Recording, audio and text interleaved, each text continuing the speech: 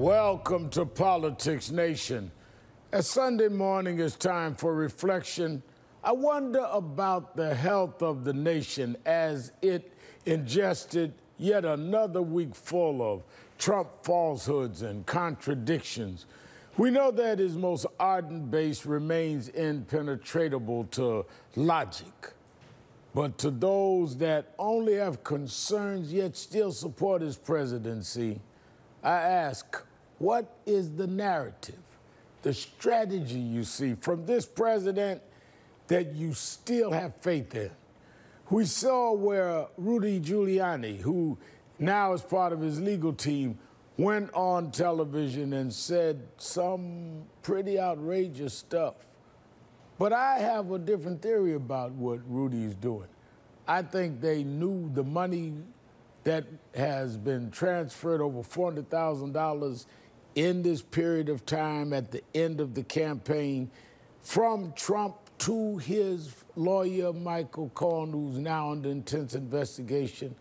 They knew it was going to come out.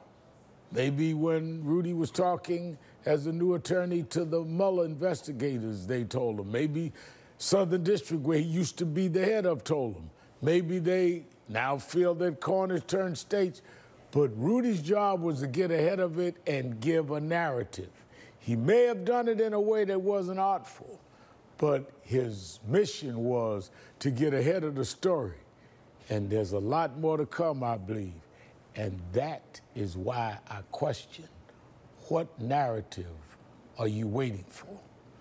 All that is on our show today. Joining me, two strategists, Democrat Don Calloway and Republican Chris Prudhomme. Let me go to you, Chris. Everyone's talking about Rudy Giuliani. He'll be doing a number of morning shows today.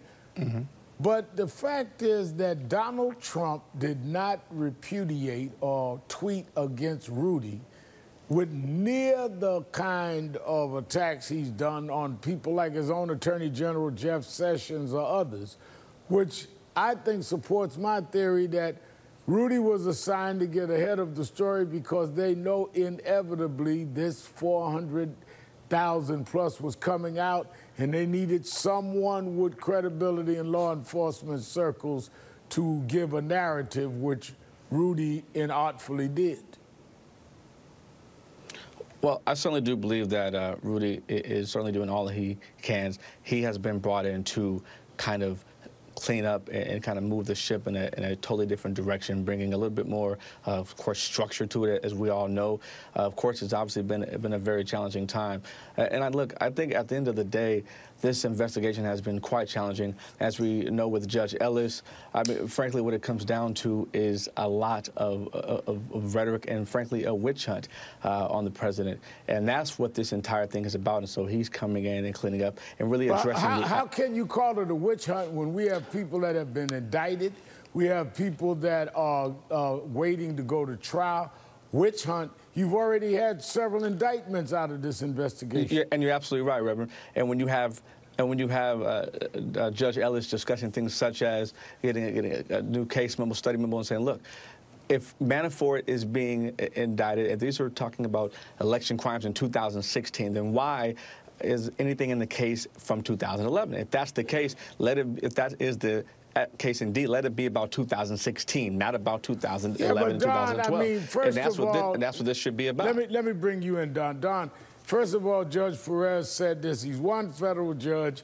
That does not mean that even those others on the bench in Virginia agree with him, or that once he reads, because he said that he wanted to see the actual letters or documents that gave authorization to Mueller in the first place. Once he reads it, he may have a different view. The fact is that this investigation has already reaped some prosecutions, and we now have the president's legal team admitting that he did, in fact, pay some money to Cohen. That really puts the $130,000 within the realm of possibly being in that money, something that the president flatly denied knowledge of or having done himself on video. So, I mean, we can't say this is a witch hunt when we are seeing that this has actually reaped some things already, and we do not know where this is going. And the politics of this could be devastating if the Democrats are able to energize their base and get some of the independents to say, wait a minute, there's too much smoke here, there has to be fire. Hey, good morning, Reverend Al. You're absolutely right, and I respect my brother Chris for very valiantly trying to defend the president's actions. But the crazy thing is that it's been another wild week in Washington, and none of it really makes a whole lot of sense. So let's try to deconstruct this a little bit here. It's kind of laughable to say that Rudy Giuliani is the president's legal counsel. No lawyer worth his or her weight in salt would go out and make a lot of the comments that he made. From just the one interview with Sean Hannity, we see 3 federal and serious offenses. We see improper campaign payment to a mistress, which is precisely what John Edwards was indicted for in the wake of the 2004 election with his payments to Riel Hunter. He wasn't convicted, but he was indicted. That would be a nightmare for this president. Secondly, Rudy Giuliani said that he laundered the money through Michael Cohen's quote-unquote law firm. I say that in quotes because Michael Cohen's credentials as a lawyer as opposed to a fixer are somewhat not exactly viable. So you laundered the money, which is precisely what Tom the Hammer DeLay was not only indicted but also convicted for not too long ago. And thirdly, if you consider what Denny Hastert went to prison for, was convicted for just 3 years ago, he was not convicted for the sexual assault during his time as a high school wrestling coach. He was convicted for structuring the payments to the whistleblower. And that's precisely what Michael Cohen did in his payments to Stormy Daniels in paying those installments of $35,000, $40,000, $35,000. So the president is in absolutely hot water here. And lastly, to Chris's point about let's keep this to 2016, the charter which creates the special counsel from the Department of Justice that Rosenstein drafted is very, very clear that the special counsel, Robert Mueller, has the power to investigate everything surrounding Russian interference into the 2016 investigation and other matters that may arise therefrom.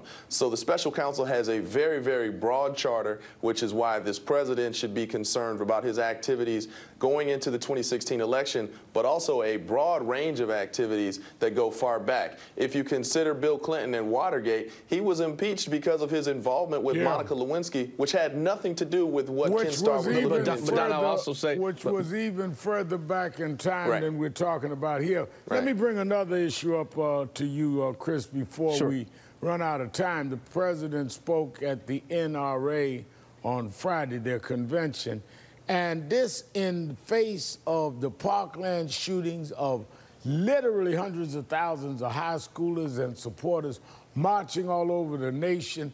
And he's sitting there in the Roosevelt room of the White House saying to senators, you're afraid of the NRA or something to that effect. And he goes there and does the cheer and the hug and the embrace of all of their policies and pledges to stay the line. He's going against the tide of public opinions about dealing with AR-15 military-style weapons and going with a heavy background check. How does this affect the midterm elections for you Republicans?